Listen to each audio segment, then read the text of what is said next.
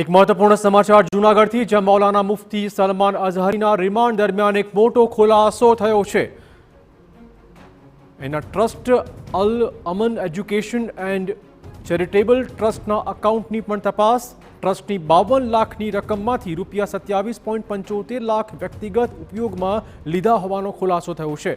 અલ Azim charitable trust registered ન હોવાની પણ વિગતો સામે આવી રહી છે. 31મી જાન્યુઆરીની સભાનું આયોજન અલ અઝીમ ચેરિટેબલ ટ્રસ્ટના નામથી જ કરાયું હતું. બંને આયોજકોના જપ્ત કરાયેલા મોબાઈલની હવે પોલીસ તપાસ કરશે. વધુ વાત કરવા જોડાશે અમારા સંવાદદાતા મોહિત. શું વધુ અપડેટ? ચિરાગ, મૌલાના મુફ્તી સલમાન અઝહરી છે તે એક દિવસના રિમાન્ડ પર હતા અને રિમાન્ડ પૂર્ણ થતાની સાથે જ તેને કોર્ટમાં રજૂ કરવામાં આવ્યા છે અને હાલમાં જે તેની જામીન અરજીને લઈને કોર્ટમાં સુનાવણી ચાલે છે. જોકે એક દિવસના રિમાન્ડ દરમિયાન ચોંકાવનારા ખુલાસા થયા છે.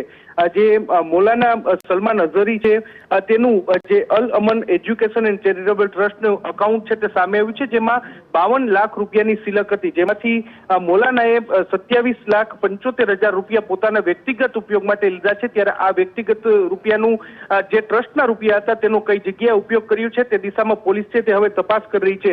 બીજી સૌથી ચોંકાવનારી અને મહત્વની વાત સામે આવી છે કે 31 જાન્યુઆરીએ જૂનાગઢમાં જે સભા હતી તે અલ અઝીમ ચેરિટેબલ ટ્રસ્ટના નામથી આ સભા છે તેનું આયોજન કરવામાં આવ્યું હતું. જોકે આ પ્રકારનું કોઈ પણ ચેરિટેબલ ટ્રસ્ટ છે તે ચેરિટી કમિશનરમાં રજીસ્ટર ન હોવાનું પણ સામે આવ્યું છે. બંને આયોજકોના મોબાઈલ છે તે પણ આ પોલીસે કબજે કર્યા છે. ત્યારે તેમાંથી પણ કંઈક ચોંકાવનારા ખુલાસાઓ છે તે થઈ શકે છે. આખા કેસમાં અગાઉ પોલીસે જે દસ્તાવેજનો દુરુપયોગ કરવો અને અનધિકૃત રીતે સરકારી પરિસરમાં પ્રવેશ કરવો, આ બંને કલમનો ઉમેરો કર્યો છે. એટલે જરૂરથી જે મૌલાના અને તેની સાથેના જે બે આયોજકો છે તેમની મુશ્કેલી છે તે વધી શકે છે. હાલમાં મૌલાના આપણે કહી દઈએ કે આયોજકોની મુશ્કેલી ચોક્કસ વધવાની છે અને રિમાન્ડ દરમિયાન વધુ કેટલાક નવા ખુલાસા પણ આજે સામે આવી રહ્યા છે.